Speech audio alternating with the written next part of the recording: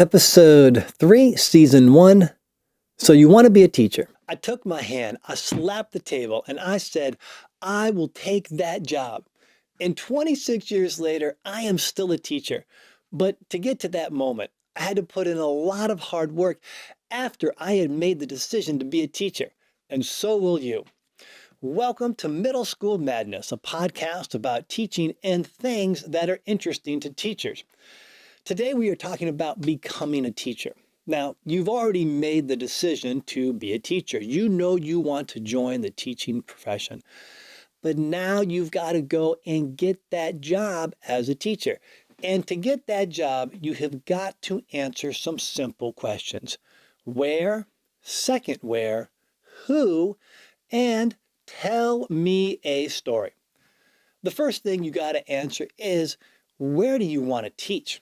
You are most likely young and in your early 20s, I am imagining, and now is the time to go anywhere you want from coast to coast. You can do it. If you want to move, open up a map, find a place geographically that you would like to go and teach, and you start dreaming about that place. Because this is your time to move. You don't need to stay put wherever your college or wherever you did your student teaching. You can go out there. And I want you to dream big. If you would like to go to Chicago, go to Chicago. You want to go to the East Coast, go to the East Coast. What is it that you like? And then go to the second where.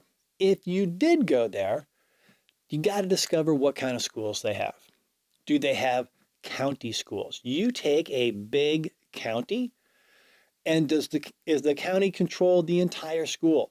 So if you go there and interview, will they place you anywhere within that county? And does that county resonate with you? Or is it a district school where within a county are smaller school districts, right? And inside those smaller school districts, does that mean you would then have to apply to a lot more school districts or just to apply to one of the counties? And this is a two-step process. One, decide where you want to go, right? Geographically, find that place. And then two, discover whether they have county schools or whether they have district schools. County schools are much easier to apply to because you apply to one county and they could have dozens of schools in your certification area where you could end up teaching. But if you end up going district by district, you're going to have to go to each district and apply to that district.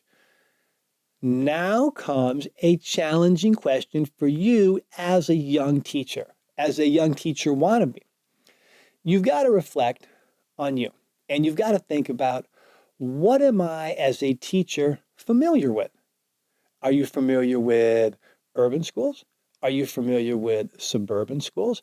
Are you familiar with country schools? And now you've got to ask your question, where can you relate to? Because I think when you step into the classroom, you as a teacher need to have already some kind of relationship, some kind of foundation with the community that you're going to step into. What is your connection? How do you relate?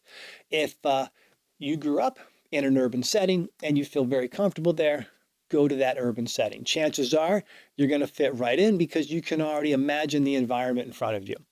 If you're very familiar with a suburban setting and that community, then you need to go there. Or if you want to go rural, go rural.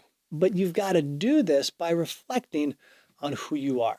And then you know that you have a skill set that is going to guide you in this direction of what kind of school do you want to teach in. And this could be challenging because now you have to put where your skills lie and the geography that they can go to.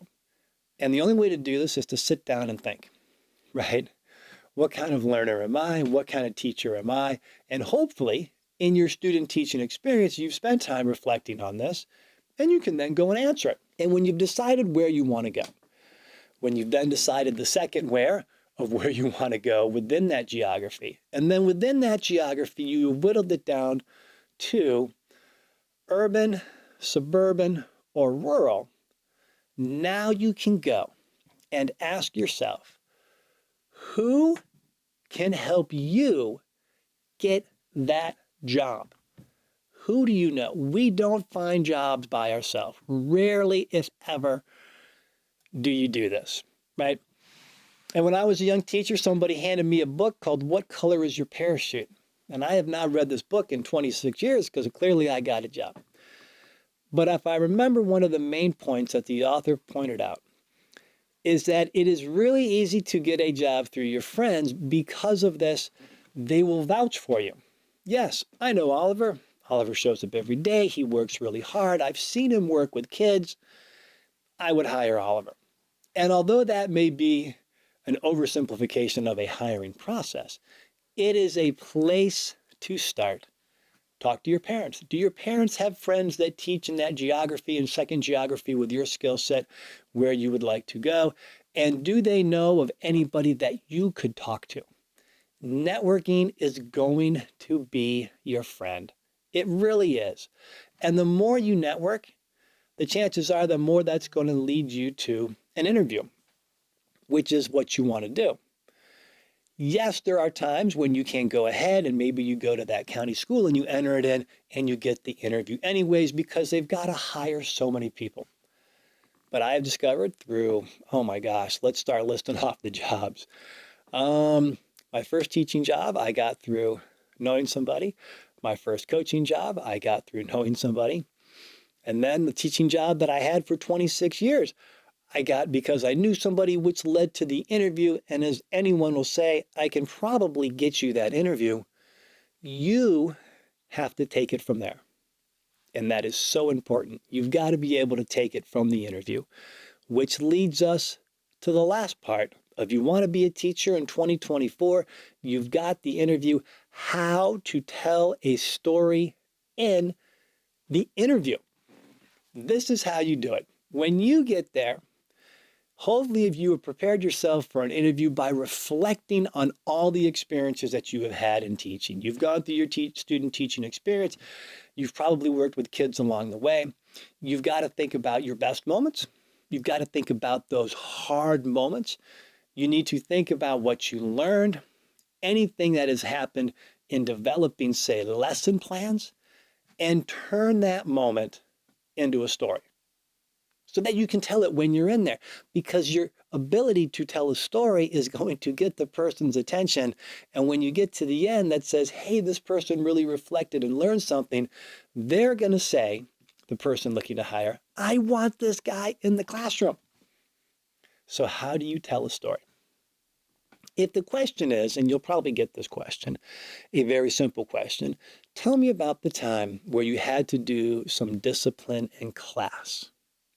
Boy, that question is going to put you on your heels right away. And you've got to tell the story. You've got to give the setting. I had this 8th period class for acting that had a really tight-knit group of students who knew right away that I was maybe 4 or 6 years older than them. And as the classes rolled on, they just began to take advantage of my good-naturedness, and they made the class harder and harder and harder to teach through exercises that we were trying to do, which in this case was acting. I have an intro. I've set the scene, right? The person on the other side of the table can see the young me. And so I noticed that it was always several students, and then the rest of the class would go in, and the class was becoming unmanageable. So I had to come up with a strategy to get their attention, but at the same time, I also knew that if I yelled at them too much, they might laugh and not take me seriously. So I had a tricky act to balance. And I got to the class one day in the middle of the week, and sure enough, I was prepared for them to do what they had been doing. And I raised my voice and I dropped it a little bit so it sounded more authoritative. And I got their attention with a quick, this needs to stop now. And I did this, I told the person in my interview, by sitting in my chair. I knew that I didn't want to have any kind of physical overbearance. I wanted to sit down, right, and remain calm, but sound very authoritarian, very upset in my voice. And it got their attention, and they stopped what they were doing. And then I went through a very basic list of, we are here today to do some theater, but this is stopping. because of the behavior of a few that is going to infect the others, which makes this class unmanageable and makes the atmosphere in the class unproductive for learning what we're here for. And here's how I would like this to change going forward from this moment. And then I outlined whatever it was. I can't remember it. But I do remember that it worked, and it worked well. And the next day I showed up, the one kid tried something, and I just had to raise my voice and remind him of the day before, and the class was under control. And I was able to do this by simply sitting in my chair. I told a story. It wasn't easy. There was a conflict. There was a resolution. I talked about planning. Then I talked about what I learned in the aftermath. And this could be for anything.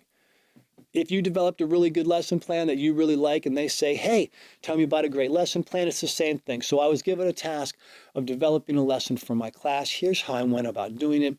These things went well. This was unprepared for, but I was able to adjust it in the second time that I taught it. And here is what I learned.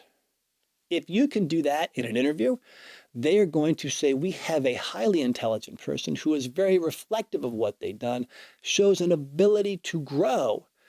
And chances are you will get a phone call that says, we would like to hire you. And that's what you've done. So now that you've figured out the where, who can help you, and how to tell a story, there it is. It is the sound of the bell. It is time to punch out, wash up, and leave the greatest playground in all of the world, your classroom. I am so glad that you have decided to become a teacher because the world needs good teachers. Be good to yourself. Thanks for listening, and we will see you in the hallway. You guys are great.